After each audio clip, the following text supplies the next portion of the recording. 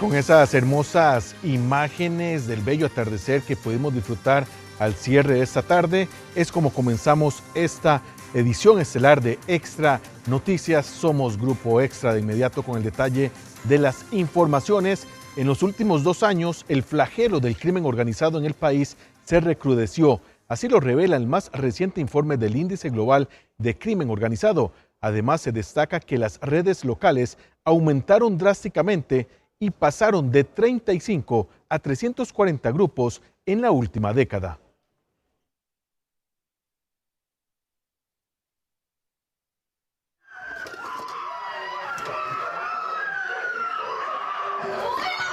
Costa Rica experimentó un incremento significativo en su nivel de criminalidad organizada, alcanzando una puntuación de 5.90 en 2025, según el informe más reciente del Índice Global del Crimen Organizado.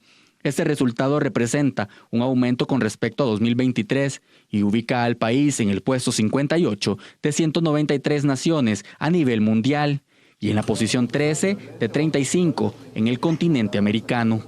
En la edición de 2023, Costa Rica ocupó la casilla 72, mientras que en el escalafón latinoamericano ocupaba la casilla 17. Es decir, en maneras sencillas, es que pasamos de ser un país de tránsito a uno donde el crimen organizado ya se asienta. Eso quiere decir que en el estudio de la OC Index señala que Costa Rica hay una alta presencia de grupos tipo mafia, o lo que conocemos en nuestro país como crimen organizado, lo que nos da un puntaje de 8 sobre 10. Además, este análisis identifica que los mercados criminales más activos son el tráfico de cocaína, el contrato de bienes, el lavado de dinero y la trata de personas como los delitos más graves a lo que se dedican estos grupos criminales. El estudio elaborado por la Iniciativa Global contra el Crimen Organizado Transnacional y entidades afiliadas advierte que el crecimiento de la criminalidad está estrechamente vinculado a la violencia generada por el narcotráfico, el tráfico de armas y la corrupción institucional. Los países que lideran el ranking son Myanmar, Colombia, México, Ecuador y Paraguay. El estudio además advierte que Costa Rica enfrenta un ecosistema criminal en expansión, con redes cada vez más estructuradas y con actores más sofisticados. El país obtuvo un porcentaje de 5.60 en mercados ilícitos y 6.20 en sofisticación criminal, lo que refleja un aumento sostenido de la actividad delictiva. Además, destaca que el número de grupos criminales locales ha aumentado drásticamente de 35 a 340 en la última década.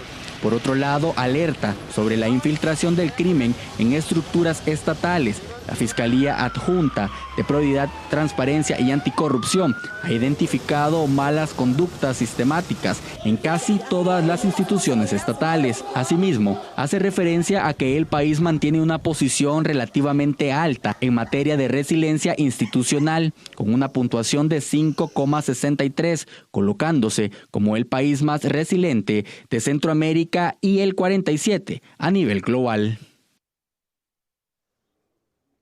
Un grupo de organizaciones criminales que prácticamente se apoderó del sur de San José tendría el potencial necesario para desarrollar un cártel, y las autoridades judiciales no descartan esa posibilidad, y es por eso que ya se interviene en varias comunidades de la capital. Las autoridades policiales desarticularon por primera vez un cártel de origen costarricense y que se había hecho muy poderoso en la provincia de Limón. A pesar de que se trata del primer caso, las autoridades no descartan que en estos momentos se esté fraguando una organización de esta magnitud en el sur de San José. Así lo indicó el fiscal general Carlos Díaz en entrevista con Diario Extra. Bueno, yo no descarto que algo similar esté ocurriendo más bien y lo estamos viendo por el aumento de la violencia en la zona sur, en la zona sur, pero de San José, okay. Lo que es Alajuelita, Tillo, incluso Desamparados y todas esas zonas en donde actualmente hay prácticamente una guerra. Lo mismo está sucediendo en Pavas. En este sector de la capital hay varios grupos ejerciendo un control territorial importante para la venta de drogas. Esto ha provocado una ola de homicidios y violencias en varios distritos josefinos. Ahora tenemos que enfocarnos prácticamente en San José. Y no descartamos que alguna, de esas organizaciones muy pronto esté en ese nivel. Ustedes han oído los Lara, los Mayri, los Gemelos, otras, en Pavas creo que los Diablos, si no me equivoco. Y hay organizaciones en esta zona de la capital que son bastante fuertes y que han recientemente desplegado mucha violencia. Díaz señaló que la única manera de poder impactar estas agrupaciones es con control territorial de las fuerzas policiales, como ocurrió en el pasado en la provincia de Limón, donde se dedicaron a sacar de circulación a todos los cabecillas de bandas criminales. Así como hemos tirado la maquinaria también a Limón y Punta Arenas, ahora tenemos que desplegarla prácticamente en estas zonas. ¿Por qué? Porque si no, va a ocurrir lo que ocurrió en Limón, que prácticamente era como voz populi de quiénes eran la organización, quiénes eran las personas ejecutoras de los homicidios y de alguna manera la gente sentía como una gran impotencia, porque sabíamos quién era el ejecutor, quién era el que mandaba a matar a todo el mundo y nadie hacía nada. El fiscal explicó que estas investigaciones toman su tiempo, pero que en el caso de San José ya están trabajando con fuerza pública y agentes judiciales para recuperar el control. Un médico de la Caja de Seguro Social fue condenado a 30 años de cárcel por el femicidio de su esposa. Los jueces reprocharon al sentenciado que menos de una semana del asesinato de la también doctora, él le pidió a su otra pareja que se fuera a vivir con él. La decisión del Tribunal Penal de Liberia fue unánime. Las pruebas aportadas fueron abundantes y contundentes. La Caja de Seguro Social, quien elaboró en el Hospital de Liberia, la Fiscalía lo acusaba por asesinar a su esposa, a quien le aplicó, según la investigación, sedantes en exceso. Se declara a Marco Antonio Carmona Jaén autor responsable de un delito de femicidio cometido en perjuicio de Raquel Arroyo Aguilar, y en tal condición se le impone la pena de 30 años de prisión que deberá descontar en el lugar y forma que determinen los reglamentos penitenciarios previo abono de la preventiva sufrida si la hubiera. No se le concede beneficio ni sustitución de la pena por ser improcedente. Ella padecía de colitis. Tanto la Fiscalía como la familia de la también doctora asesinada solicitaron la pena máxima por el femicidio, premeditado y con el móvil de cobrar una póliza de $250,000 que adquirió tiempo atrás de la pareja. Pero no solo eso. Consta en el expediente que el ahora condenado sacó el salario de la víctima el mismo día de su muerte. Nosotros habíamos pedido la pena máxima, pero creo que estamos conformes con esa pena. Hoy quisiera resaltar la labor que ha hecho el Ministerio Público en un tiempo donde se ha querido desacreditar a esta institución.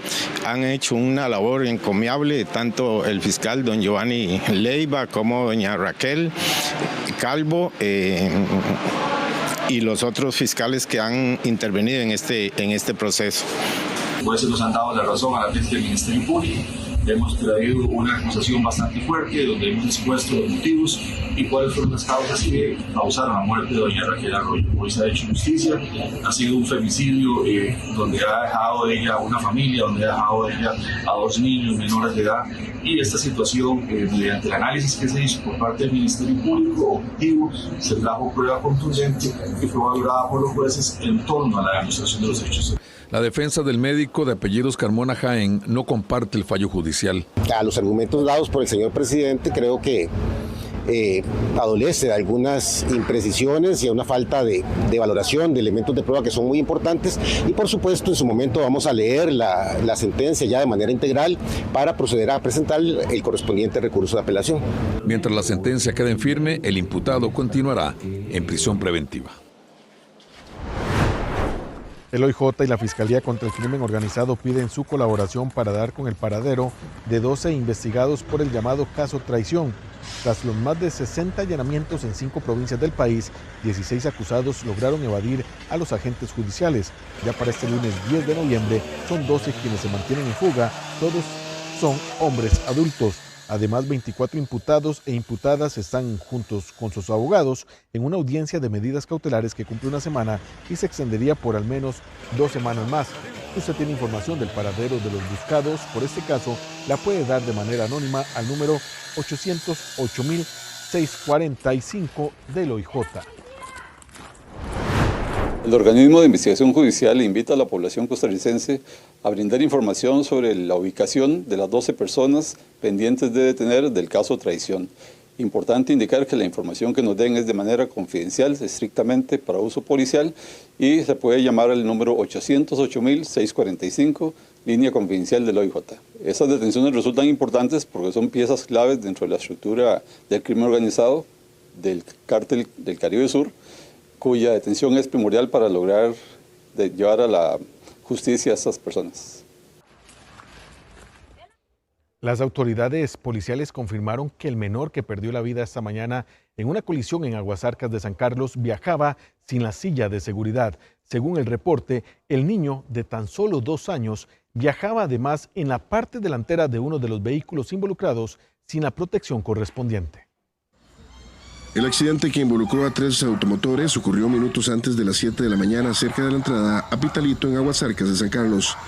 En un escenario que testigos describen como desgarrador, trascendió que el pequeño de solo 4 años salió expulsado del pick-up en el que viajaba, quedando tendido en la vía pública. Pese a los esfuerzos de los socorristas de la Cruz Roja, el menor fue declarado sin vida en el lugar tras sufrir una lesión letal en el cuello. A las 6:50 de esta mañana, la Cruz Roja costarricense recibe una alerta en el cual reportan la colisión de 2 vehículos livianos, esto en el cantón de San Carlos, distrito de Aguasarcas.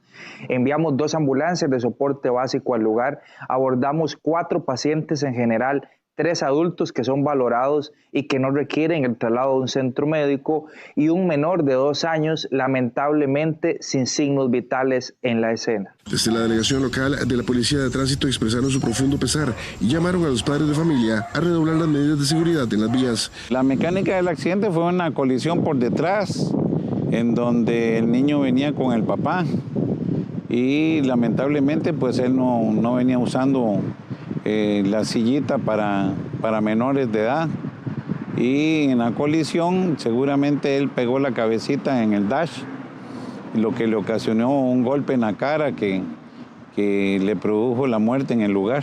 Un llamado, digamos, a todos los conductores, no solo de San Carlos, sino de todo el país, que por favor hagamos caso a las leyes de tránsito para que no nos vengan a cobrar más vidas de seres humanos indefensos, como lo son los niños. En la entidad alertan que más de 460 personas han perdido la vida en accidentes de tránsito este año y temen que las cifras aumenten en la época navideña debido a factores como el exceso de velocidad y el consumo de licor. La fuerza pública detuvo a 4 personas conocidas entre los comerciantes locales como los robaatunes, tras ser sorprendidas con decenas de productos robados de un supermercado en San Vito de Cotobruz. Entre 2024 y 2025, Costa Rica registró un aumento de 18% en denuncias por este tipo de delitos, principalmente en supermercados, tiendas por departamentos y también farmacias. El grupo, compuesto por 3 hombres y una mujer, habían ganado notoriedad por sus constantes hurtos de alimentos enlatados, productos de higiene y artículos de consumo rápido, los cuales luego revendían en la zona o trasladaban a cantones vecinos.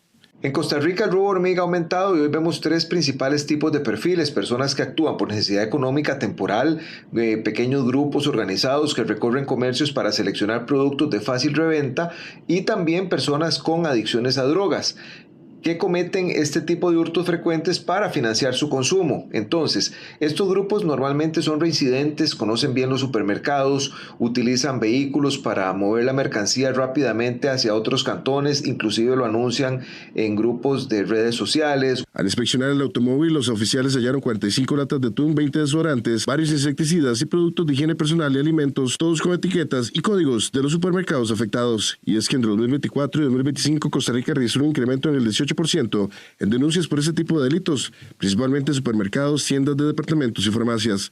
Las autoridades recomiendan a los comerciantes reforzar la videovigilancia, capacitar al personal para detectar comportamientos sospechosos y mantener comunicación constante con la fuerza pública y el OIJ. Antes de seguir, ¿verdad? Tenemos que aclarar que denunciar y dar información confidencial son procesos diferentes. Si a mí me roban, me asaltan, me amenazan, es decir, si soy víctima de algún delito, tengo que presentarme a la delegación del OIJ más cercana o a la fiscalía, poner la denuncia formal, porque mi participación activa como persona ofendida va a ser necesaria en ese proceso.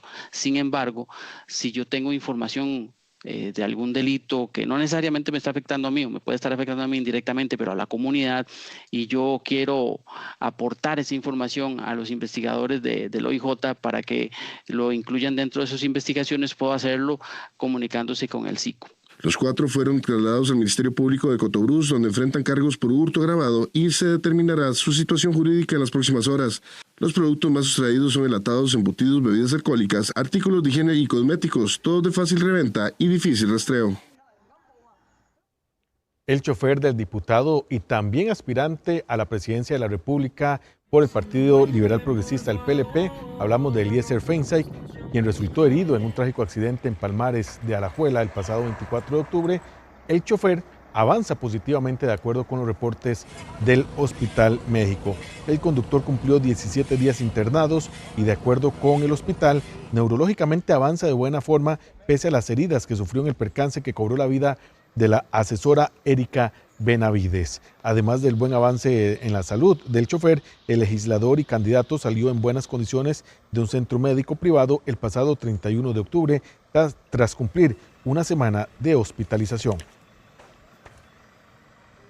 Lamentablemente, Costa Rica vivió una jornada marcada por la violencia y también el crimen durante las últimas horas. En Limón, el OIJ investiga el hallazgo de un cuerpo calcinado dentro de una refrigeradora. El detalle en nuestro resumen de sucesos. El OIJ investiga el macabro hallazgo de un cuerpo calcinado dentro de una refrigeradora en el sector de Barrio Santa Rosa, en Limón, a unos 500 metros del relleno sanitario del Tomatal. El reporte ingresó al sistema de 911 a las 8:41 de la mañana, tras la alerta de un vecino que observó un electrodoméstico abandonado a la orilla de la vía pública. Debido al avanzado estado de calcinación, las autoridades no han podido determinar la identidad de la víctima ni si presentaba heridas visibles. El cuerpo fue trasladado a la morgue judicial para su respectivo estudio forense, mientras agentes del OIJ recolectan evidencias en el sitio. Las autoridades encontraron un cadáver en el río Ciruelas de Alajuela a eso de las 10 de la mañana. Equipos de rescate atendieron el hallazgo de un hombre sin vida en el cauce de un río en Ciruelas de Alajuela. Según informes preliminares, se trata de un masculino de entre 40 y 50 años, quien no presentaba signos de descomposición avanzada, por lo que se estima que llevaba algunos días en el agua. El rescate requirió el uso de equipamiento vertical debido a la dificultad del terreno. El caso permanece bajo la investigación del OIJ para determinar las causas de la muerte y posible identidad del occiso. Sí, alrededor de las 10 de la mañana reportaron un cuerpo en el cauce de un río, propiamente en Calle Rojas, lo que sería la Guasima. Nos hace el despacho y venimos a confirmar, el cuerpo se encuentra en el cauce, se hace la extracción y posteriormente se le entrega el cuerpo al organismo de investigación judicial. Oficiales de la Fuerza Pública detuvieron a 3 sujetos armados luego de una persecución que finalizó con el vuelco de su vehículo en la Ruta 21, cerca del puente sobre el río Palmas, en Carrillo, Guanacaste. Según el reporte policial, los individuos ignoraron una señal de alto y un control de carreteras y al intentar escapar realizaron varias detonaciones contra los oficiales. 2 de los sospechosos, de apellido Zúñiga y Sandí, fueron capturados en el lugar, mientras que el tercero, de apellido Mora, fue detenido minutos después a 2 kilómetros de distancia. En la escena, las autoridades incautaron un revólver calibre 22 con varios proyectiles.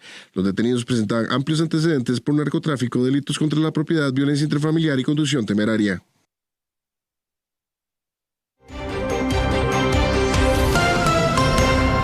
En el ámbito nacional, el país hace cada vez más esfuerzos por tener buses eléctricos, por ejemplo, la reciente rebaja aprobada por ARECEP en la tarifa para cargarlos. Sin embargo, desde la Cámara de Transportes afirman que aún existe un gran camino para que esas unidades sean una realidad finalmente en nuestras carreteras. Los buses eléctricos son una meta país para reducir las contaminaciones del día a día, así como para beneficiar a los usuarios del transporte público. Es por ello que distintas instituciones buscan preparar el panorama para la llegada de las unidades, tal y como la reciente rebaja aprobada por la Autoridad Reguladora de los Servicios Públicos, ARECEP. La disminución es del 20,7%. Esta rebaja se sustenta en las diversas disposiciones que existen en el país para promover e incentivar la movilidad eléctrica en sus diversas modalidades. Con este nuevo modelo, los autobuses pagarían en promedio 15.000 colones por una recarga de batería. Sin embargo, desde la Cámara Nacional de Transportes, Canatrans, señalan que se requieren mayores esfuerzos en temas como financiamiento y gobernanza.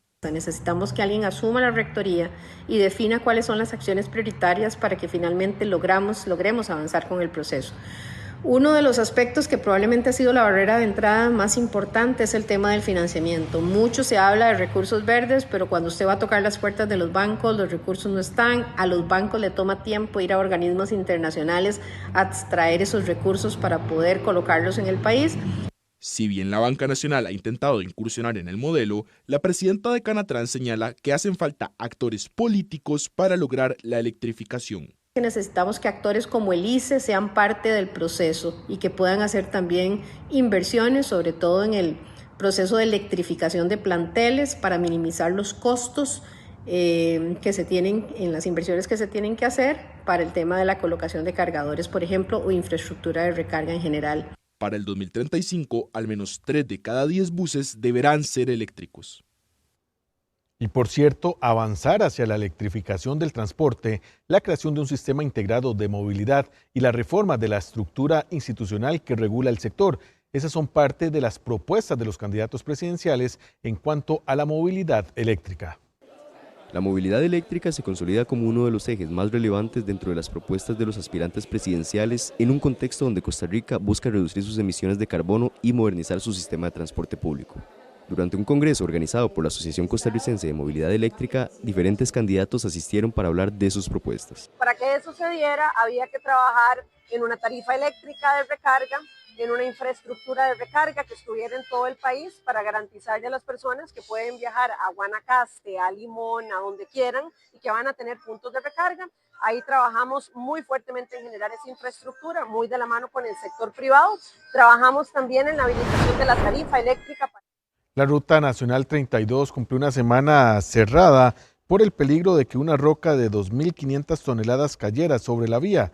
Según las autoridades, la reapertura de esta carretera depende del avance en los trabajos de voladura en la piedra que debe ser esta roca, esta piedra, removida, por supuesto, para la seguridad de los usuarios de esta carretera. Pese a la incertidumbre, el Ministerio de Obras Públicas y Transportes informó que las condiciones climáticas fueron favorables durante los últimos días y, por supuesto, este lunes también, para avanzar con las perforaciones que permitan despejar el paso y evitar la caída de rocas sobre este paso. Pese a que aún no hay un momento definido para saber cuándo se reabrirá la Ruta 32, las autoridades esperan que para la mañana del martes puedan proceder con la voladura del material rocoso y así poder dar paso seguro a los conductores. Se continúan con las perforaciones en la cara fracturada de la roca y como pueden ver a mis espaldas ha seguido cayendo material. Esta es una razón importante y para que todos entiendan por qué se tiene cerrada la vía. Han seguido cayendo materiales que pudieran eventualmente poner en peligro a los usuarios. El Instituto Nacional de Seguros reportó que más de 71,000 ya dueños de vehículos cancelaron lo correspondiente al derecho de circulación 2026. Esto durante la primera semana de cobro. Recordemos que comenzó este cobro el lunes anterior. La aseguradora estatal registra más de 12,170 millones de colones recaudados por concepto de marchamo. Además, recibieron cerca de 3 millones de consultas en la página web de la institución. De acuerdo con los datos que brindaron la semana pasada, recordemos que un total de 1,943,000 vehículos debe cancelar el marchamo 2026. Esa cifra representa un aumento del 3% en la flota vehicular, equivalente a más de 58,000 unidades adicionales en relación con el año anterior. La recaudación total sería de 335,000 millones de colones. Reducir la tasa de homicidios, la de mortalidad infantil y el acceso universal del inglés en las escuelas. Esas son algunas de las acciones prioritarias que planteó el Consejo de Promoción de la Competitividad y que el país debe seguir para mejorar la capacidad productiva. Con el Informe Nacional de la Competitividad, Costa Rica se encuentra en un desempeño emergente, sin progresos significativos en el último año. En las mediciones que hace el Consejo de Promoción de la Competitividad, compuesto por empresas privadas que operan en nuestro país, la calificación es de 56.2, en una escala que va del 0 al 100. Ante esta situación, plantearon las acciones prioritarias que el país debe seguir para mejorar la capacidad productiva. Son muchos factores los que determinan la competitividad de un territorio. No es solo lo económico, no es solo cuánta actividad económica, cuántas exportaciones, no es solo eso.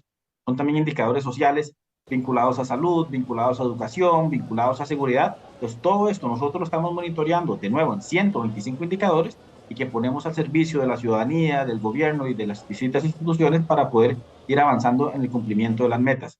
En materia de seguridad, la meta principal es reducir la tasa de homicidios a 10.1 por 10.000 habitantes y disminuir los delitos contra la propiedad en un 20%, por lo que se requiere de fortalecer la coordinación interinstitucional entre los diferentes cuerpos policiales, inteligencia policial y tecnología. Con respecto al sistema de salud, el objetivo es recuperar el progreso perdido. Mencionan elevar la esperanza de vida a 81,7 años y reducir la mortalidad infantil, al igual que una mayor inversión en educación sexual para la prevención del embarazo adolescente. En educación, los indicadores reflejan un estancamiento en las condiciones básicas de aprendizaje, por lo que las metas se enfocan en un acceso universal en el idioma inglés y la informática en preescolar y primaria, al igual que ampliar la educación técnica de secundaria y elevar la escolaridad de la población adulta joven. Las metas que estamos estableciendo son factibles, y por factible lo que nosotros queremos decir es, son aspiraciones mínimas que de acuerdo con la consulta y el trabajo que hicimos con expertos en diversas áreas, se puede lograr si se ejecutan una serie de acciones y actividades por parte del próximo gobierno. Y lo segundo es eso, claramente va a depender de que el próximo gobierno si quiera tomar la batuta en la dirección en la que va a llevar Costa Rica en los próximos años para poder hacer los cambios. El economista señala que los puntos de acción propuestos son necesarios para cumplir con la meta de avance en el índice de competitividad que ha establecido el Mediaplan. Para el 2030, el objetivo es alcanzar una puntuación de 61.2. Con un documento de 99 páginas en el que prioriza la seguridad ciudadana, la educación y también la salud como principales temas a resolver en un eventual gobierno suyo. Así fue como el candidato presidencial social cristiano, Juan Carlos Hidalgo, presentó hoy su plan de gobierno. El candidato presidencial Juan Carlos Hidalgo presentó este martes su plan de gobierno, una propuesta en la cual prioriza la seguridad como principal tema urgente que debe resolver el país.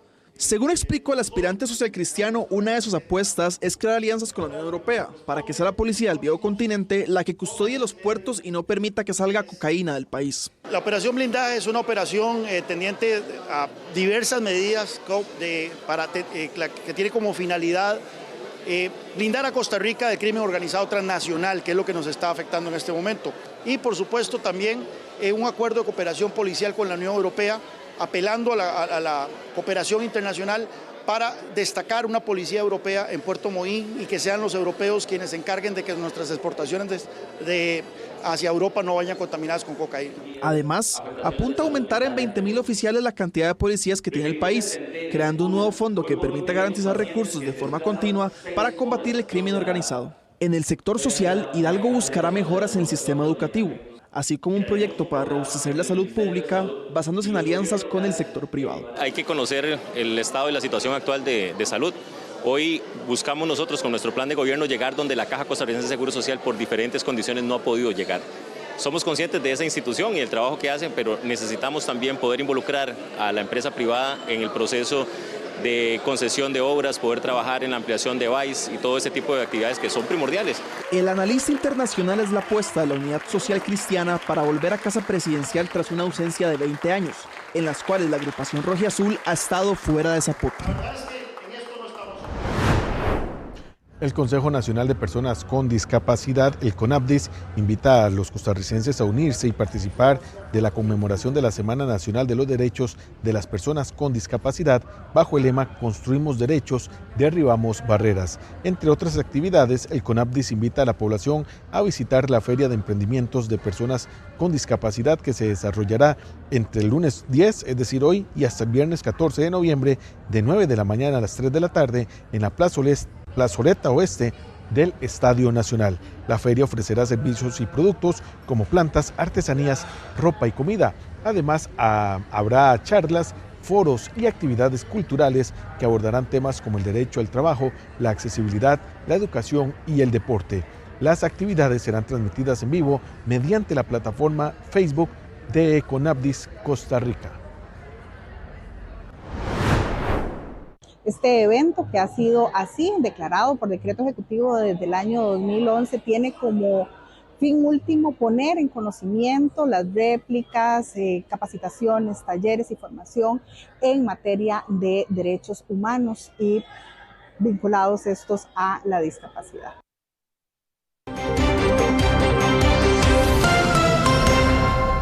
Manos a la obra se pusieron este lunes los funcionarios de la Municipalidad de Tibás para concluir la acera que se ubica frente a la iglesia San Agustín en 5 Esquinas. En el programa Desde Buena Mañana de Extra Radio se denunció el caso la mañana de este lunes. Antes del mediodía de este lunes, así trabajaba una cuadrilla enviada por la Municipalidad de Tibás en una acera inconclusa en 5 Esquinas. Esto tras la publicación de la denuncia en Extra Radio este lunes por la mañana. Desde la Municipalidad de Tibás les informamos que se han reanudado las obras frente a la iglesia San Agustín en el sector de 5 Esquinas, esto en el costado este de la clínica Clorito Picado. Las obras consisten en la mejora de todas las aceras, también la construcción de un nuevo andén y la construcción de una nueva parada accesible, segura y sostenible. Según Alvarado, algunos aspectos a nivel de diseño pusieron en pausa la obra. Y es que los vecinos nos alertaron sobre el riesgo existente, sobre todo porque a diario por este punto caminan muchos adultos mayores y pacientes de la clínica de la localidad. No lo terminaron, ¿verdad? Y ahora que, por cierto, pasó una señora con un bastón y ahí le quedó incómodo. Pero yo le dije a la señora, seguro es que va diferente eso, porque en Tibás están haciendo algo parecido. A medias, correcto, sí, así han hecho en varias partes y siguen a medias todavía. ¿Qué le pide a las autoridades? No, es que terminen por lo menos, ¿verdad? Porque así se ve, aparte que se ve feo, se imposa el agua y bueno, es un desorden. La obra se trabaja en conjunto con la Fundación Cruza y Arquitectura Solidaria. La municipalidad espera entregar este proyecto concluido este mismo mes. Envíenos sus denuncias al correo gustavo.castro@grupoextra.com.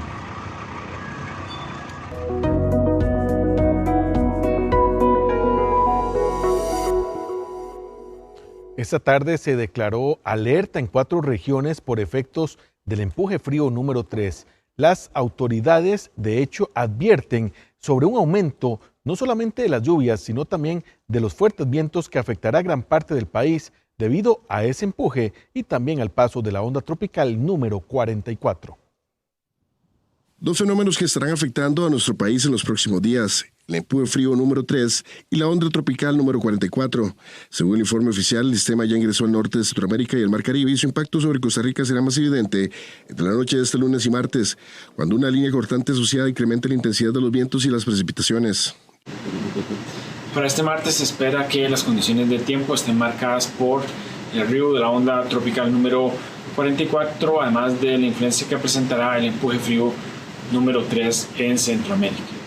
Se esperan incursiones de humedad cada vez más evidentes en el sector del Caribe y la zona norte, con posibilidad de lluvias dispersas, esto en el periodo de la madrugada de mañana, y aumentando de intensidad y de extensión espacial para dichas regiones en el periodo de la tarde y el periodo de la noche, donde se pueden presentar en este periodo la presencia de aguaceros y lluvias un poco más fuertes. En el Instituto Meteorológico prevén las ráfagas entre 40 y 60 km por hora, con máximos de hasta 90 km por hora en zonas montañosas y el norte de Guanacaste. Además, se estiman acumulados de lluvia entre 30 y 70 milímetros, con picos de hasta 100 milímetros en lapsos de 6 a 12 horas en el Caribe y la zona norte. La institución advierte que los suelos se mantienen saturados, lo que eleva el riesgo de deslizamientos e inundaciones repentinas. En el Valle Central y zonas altas podrían presentarse lluvias intermitentes acompañadas de un descenso de la temperatura diurna de un 2 a 4 grados Celsius. Por su parte, la Comisión Nacional de Emergencias declaró alerta en 4 regiones del país ante los efectos de este fenómeno. Alerta verde en el Caribe y la zona norte y alerta amarilla en el Valle Central y Pacífico Norte. La medida busca prevenir incidentes asociados al aumento de las lluvias, caída de árboles, desprendimiento de rótulos o cables eléctricos y crecida de ríos. La CNE declara estado de alerta amarilla para la zona norte y la vertiente del Caribe. Alerta verde para el Valle Central y el Pacífico Norte. Esto debido al aumento de los vientos y las precipitaciones durante la noche de este lunes y el día de mañana martes. El cambio de alertas obedece a los efectos del empuje frío número 3 y el ingreso de la onda tropical número 44, que, aunado a la saturación de los suelos, podría generar inundaciones, caída de objetos como rótulos o árboles por los vientos y otro tipo de emergencias. El Instituto Meteorológico recomendó evitar quemas, asegurar techos y objetos sueltos y mantenerse informado mediante sus canales oficiales. Los efectos del empuje frío número 3 podrían mantenerse hasta el viernes, según las proyecciones meteorológicas. Momento también de repasar cuáles serán las condiciones del tiempo para mañana, martes 11 de noviembre. En el Valle Central se prevén temperaturas máximas de 27 grados, mínima de 15 grados, parcialmente nublado durante el día, en la noche nublado. En el Pacífico Norte para el día pocas nubes, ya para la noche parcialmente nublado, máximas de 33 grados, mínima de 22 grados. En el Pacífico Central para el día de igual manera parcialmente nublado, en la noche nublado con lluvias. Se prevé también temperatura máxima de 31 grados, mínima de 18 grados centígrados y más al sur en el Pacífico, máximas de 29 grados centígrados, la mínima de 19 grados y también parcialmente nublado durante el día y nublado con lluvias en la noche. Vamos ahora a repasar las condiciones para el Caribe. En el Caribe Norte para el día nublado, en la noche nublado con lluvias. Máximas las temperaturas serían de 28 grados centígrados, las mínimas de 20 grados. Caribe Sur también nublado durante el día y nublado con lluvias de igual manera durante la noche con temperaturas mínimas de 21 grados y máximas de 28 grados centígrados. Y vamos ahora a la zona norte, máximas las temperaturas que se pronostican de 31 grados centígrados, mínimas de 17 grados, nublados con lluvias durante el día y en la noche de igual manera nublados con lluvias son las condiciones que se pronostican para mañana martes.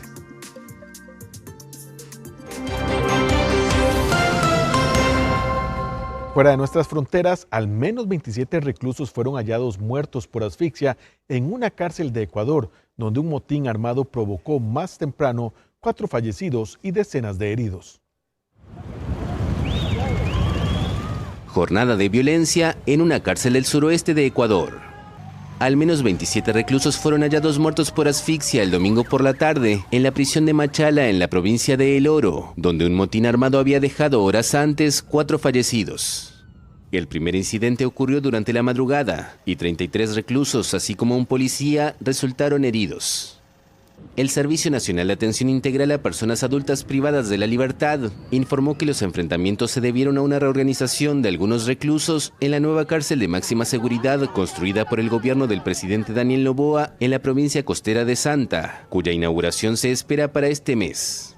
Equipos de élite de la policía ingresaron inmediatamente al penal y retomaron el control tras el amotinamiento, según la autoridad penitenciaria, que indicó que 7 personas fueron capturadas y serán judicializadas. Horas más tarde, se anunció el hallazgo de otros 27 cadáveres de personas que murieron por asfixia en un suceso distinto al ocurrido en horas de la mañana. Las cárceles ecuatorianas se han convertido en centros de operación de bandas de narcotraficantes, con más de 500 reclusos muertos desde 2021 en enfrentamientos entre grupos que compiten por el control de este lucrativo negocio. El Senado en los Estados Unidos dio un paso muy importante para poner fin al cierre gubernamental más largo de su historia al abrir el camino para un debate formal sobre el presupuesto destinado para las agencias federales. Acuerdo provisional en el Senado de Estados Unidos para poner fin al cierre del gobierno federal.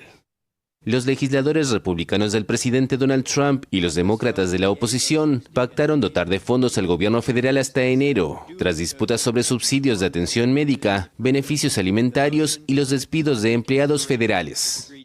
La medida legislativa superó rápidamente una votación de procedimiento en el Senado, y si la Cámara de Representantes también aprueba el proyecto de ley, el texto será presentado al presidente para su promulgación, un proceso que podría tardar días. Parece que estamos cerca de terminar con el cierre. Nunca aceptaremos dar dinero sustancial ni ningún tipo de dinero a los presos, a los ilegales que entran en nuestro país. Creo que los demócratas lo entienden y parece que estamos cerca del fin del cierre. Lo sabrán muy pronto. Este avance genera esperanzas de un pronto retorno a la normalidad, luego de que cientos de miles de empleados federales han estado suspendidos o trabajando sin paga desde el 1 de octubre. Y sobre ese mismo tema, el tránsito aéreo en Estados Unidos podría reducirse a una cuentagotas en el corto plazo, advirtió el secretario de Transporte en momentos en que miles de pasajeros viven el caos por la cancelación o retraso de vuelos debido precisamente al cierre gubernamental. El tránsito aéreo en Estados Unidos podría reducirse a un cuentagotas en el corto plazo, según advirtió el domingo el secretario de Transporte Sean Duffy. El funcionario dijo que el número de vuelos afectados se multiplicará si demócratas y republicanos no alcanzan un acuerdo de presupuesto federal, cuando faltan pocas semanas para el feriado de Acción de Gracias, durante el cual se movilizan miles de viajeros. Duffy advirtió que para esa fecha no todos podrán subir a un avión, porque no habrá tantos vuelos si no hay un acuerdo entre demócratas y republicanos. El domingo por la mañana se registraban más de 1.800 cancelaciones de vuelos dentro de Estados Unidos y Asia y desde ese país, según datos de FlyAware. Además, casi 5.700 vuelos fueron demorados. La administración de Donald Trump ordenó la reducción de vuelos en 40 aeropuertos para minimizar los riesgos ante la falta de personal, como controladores aéreos, debido al cierre parcial del gobierno federal. El domingo marcó el día 40 de cierre gubernamental, un récord en la historia de Estados Unidos, y el tercer día de reducción de vuelos en aeropuertos de todo el país, después de que la administración Trump ordenara reducir las operaciones para aliviar la presión sobre los controladores de tráfico aéreo. Demócratas y republicanos se culpan mutuamente por la falta de un acuerdo en el presupuesto, y en el centro del debate se encuentra el tema de los subsidios de salud. Varios pueblos enteros quedaron inundados y numerosas comunidades permanecen sin electricidad tras el paso del tifón Fung-Yong, que salió de Filipinas tras dejar 5 muertos y desplazar a más de 1 millón de personas. Filipinas evalúa los daños por el paso del tifón Fung-Yong. Pueblos enteros quedaron inundados y numerosas comunidades permanecían sin electricidad el lunes, un día después de que el fenómeno azotara el país archipiélago por su costa este como un supertifón. Más de 1 millón de personas fueron evacuadas. Todas nuestras pertenencias están empapadas, no hemos podido salvar nada, nuestra casa está llena de lodo. Fung-Yong tocó tierra pocos días después de que el tifón Kalmaegi golpeara las islas centrales de Filipinas, dejando al menos 224 muertos y un centenar de desaparecidos. Ahora se dirige a Taiwán, donde se prevé que cause lluvias torrenciales en el norte y el este.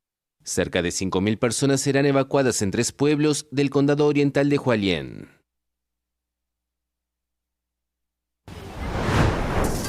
Vamos a un corte comercial y le contamos cómo usted, su fidelidad con Grupo Extra, podría hacerle ganar muchos premios muy buenos. Acá, al volver de la pausa, le contamos cómo ganarse. Todo el detalle al volver del corte. Esto que la Navidad ya se empieza a vivir en muchas partes del país, en nuestras calles y también aquí en Grupo Extra, con la propuesta Navidad en Primera Plana, que busca compartir alegría y premiar también la fidelidad de los lectores de Diario Extra. La temporada más esperada del año llegó a Grupo Extra. Presentamos nuestra promoción Navidad en Primera Plana, una iniciativa pensada para agradecer la fidelidad de nuestros lectores. Del 10 de noviembre al 14 de diciembre, cada ejemplar impreso del Diario Extra será una oportunidad para ganar increíbles premios, incluyendo una motocicleta Honda Navi 2025 y un par de relojes inteligentes de alta gama.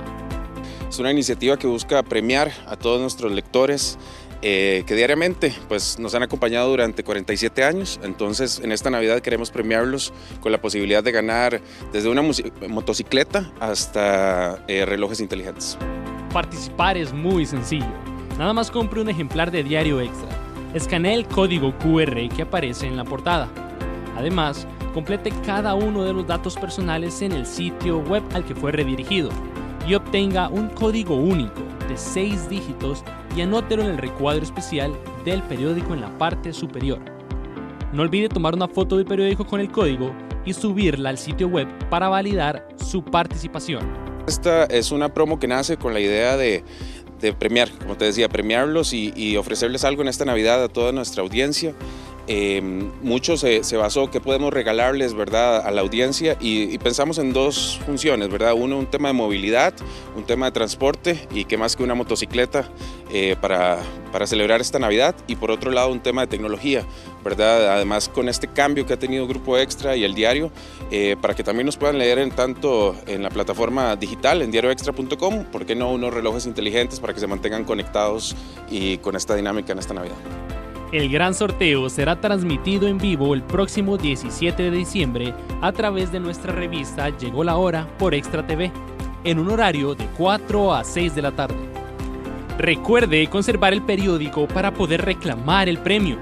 No pierda la oportunidad de hacer estas fiestas aún más especiales con Navidad en primera plana de Grupo Extra.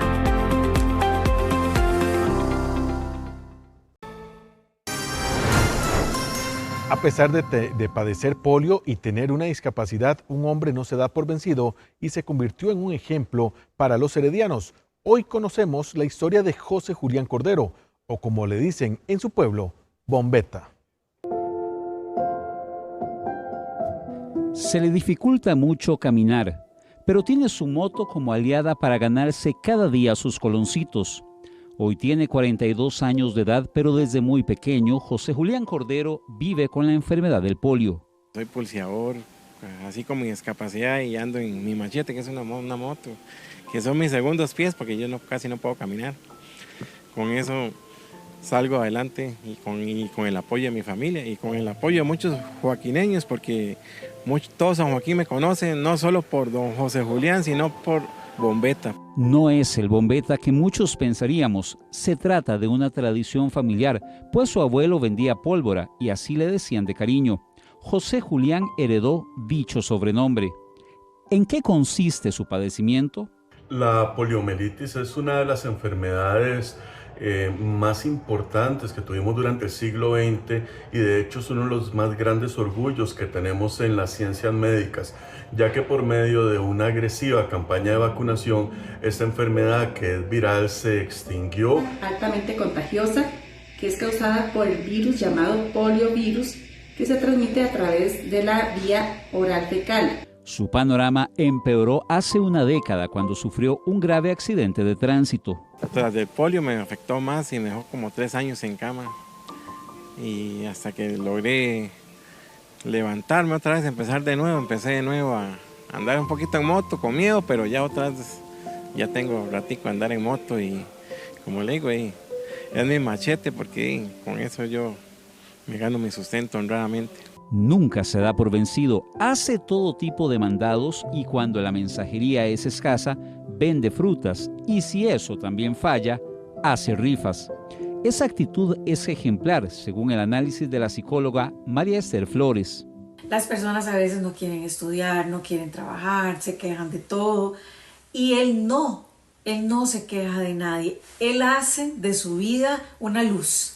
Él fluye, él anda, él busca la creatividad natural que Dios le dio, los mecanismos de defensa, los mecanismos de ajuste, los pone en práctica para una vida mejor para sí mismo. Si usted desea contactar a José Julián para alguna encomienda, no duden en escribirle al 8523 1513.